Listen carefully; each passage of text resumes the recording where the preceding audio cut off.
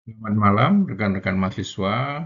Pada kesempatan ini ya, kita akan membahas tentang surat berharga yang masuk ke dalam suatu aktivitas di bidang perekonomian.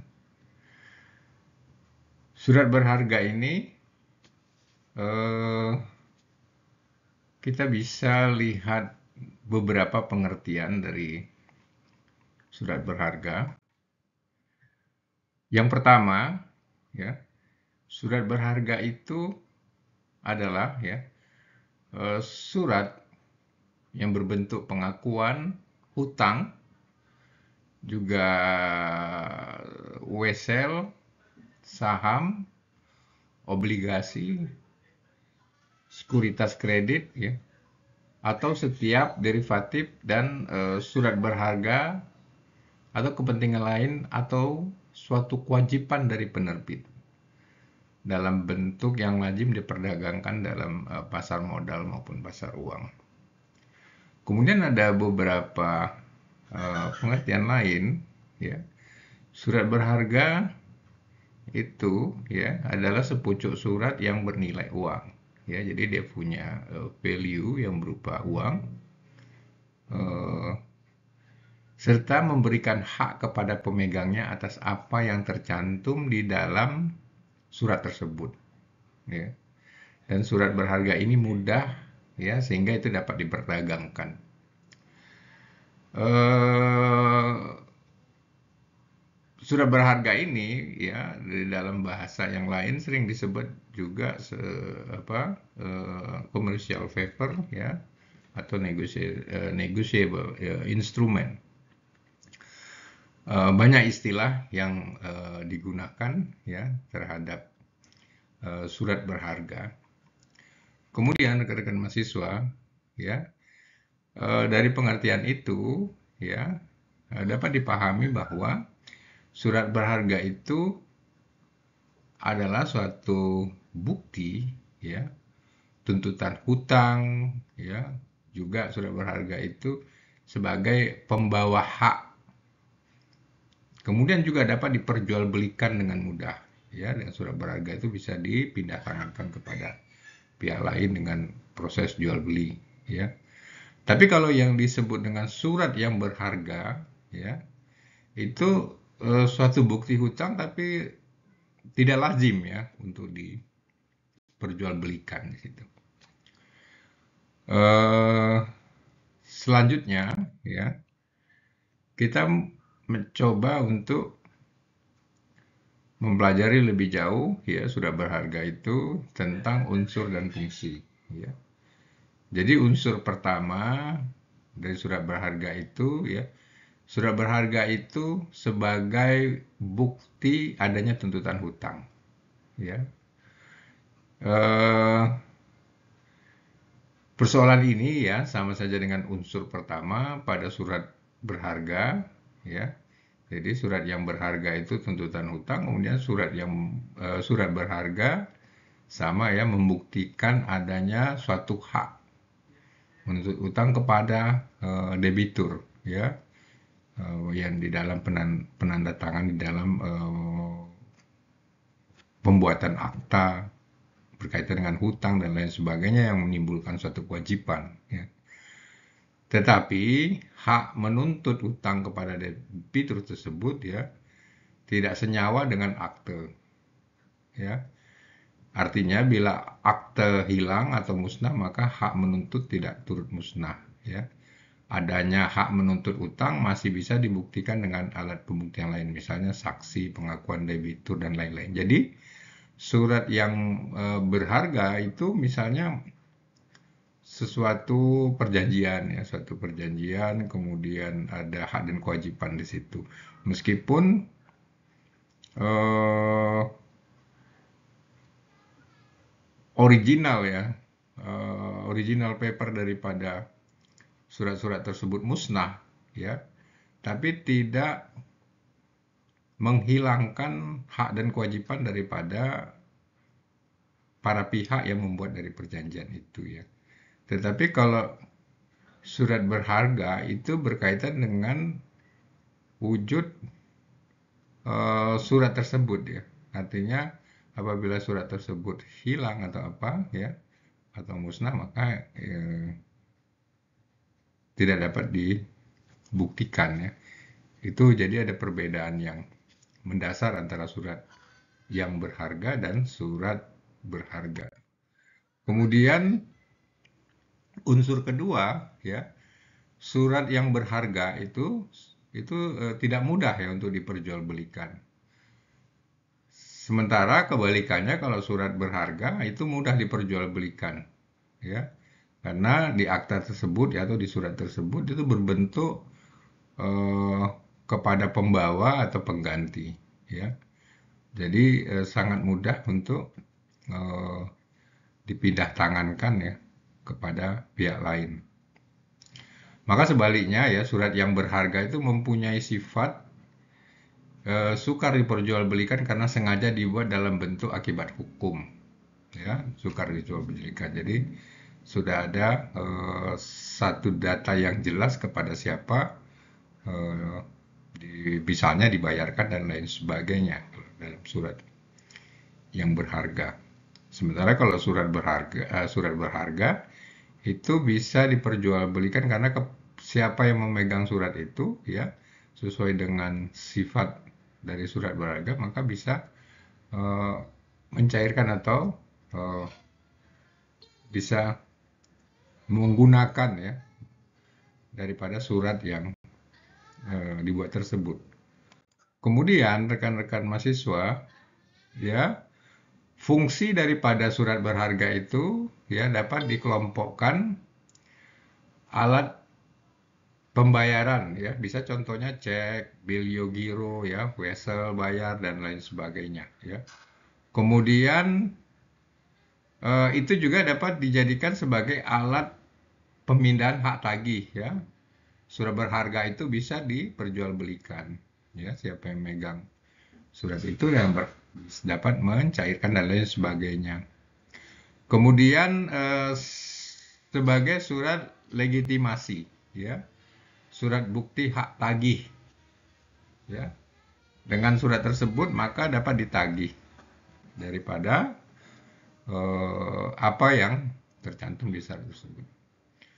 Kemudian juga fungsinya yaitu sebagai bukti investasi, misalnya kepemilikan saham, obligasi, dan lain sebagainya. Selanjutnya, para rekan-rekan mahasiswa, ya kemudian di dalam surat berharga tersebut ada bentuk perintah, ya, atau janji tidak bersyarat, ya. Kemudian menyebutkan nama orang yang harus membayar atau pihak yang harus membayar. Dan ada juga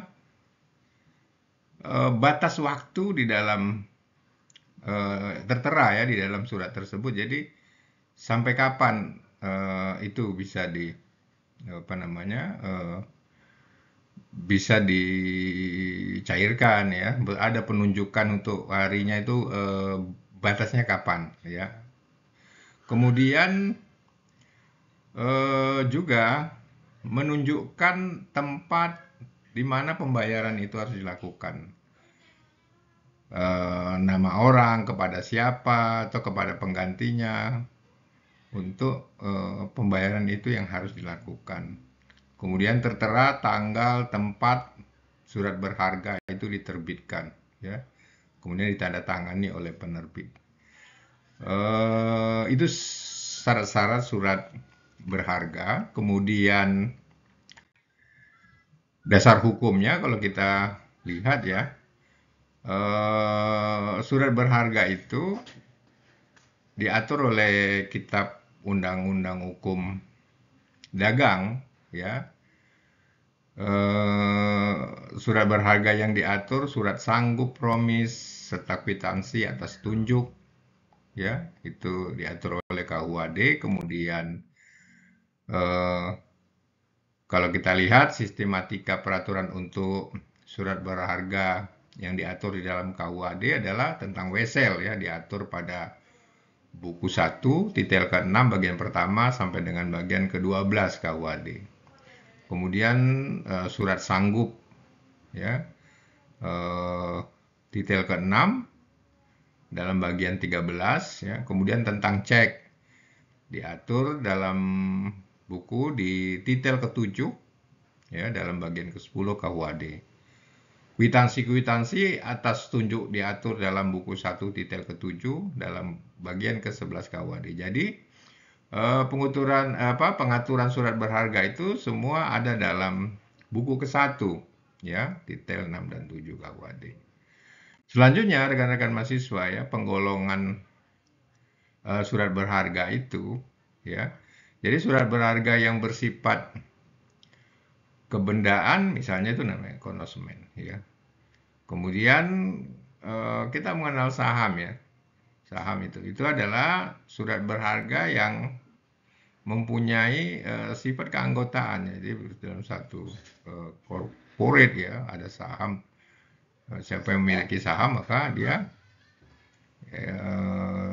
menjadi shareholder di dalam perusahaan tersebut ya. Meskipun nilainya mungkin ya berapa persen gitu ya, atau berapa, atau seminimal mungkin pun dia punya hak atau pemegang di dalam kepemilikan saham di situ.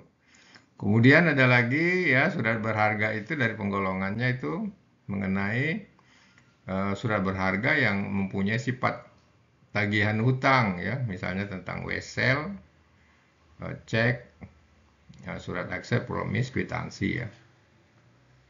Rekan-rekan mahasiswa ya, surat berharga yang diatur di dalam KUHD ya, itu ada wesel dan lain sebagainya ya, juga cek, surat kesanggupan ya, atau surat sanggup, promis, tentang kwitansi ya, dan promis atas tunjuk, tentang saham ya, tentang DO ya, delivery order, konsumen atau bill of lading ya, ini semua diatur di dalam KUHD ya.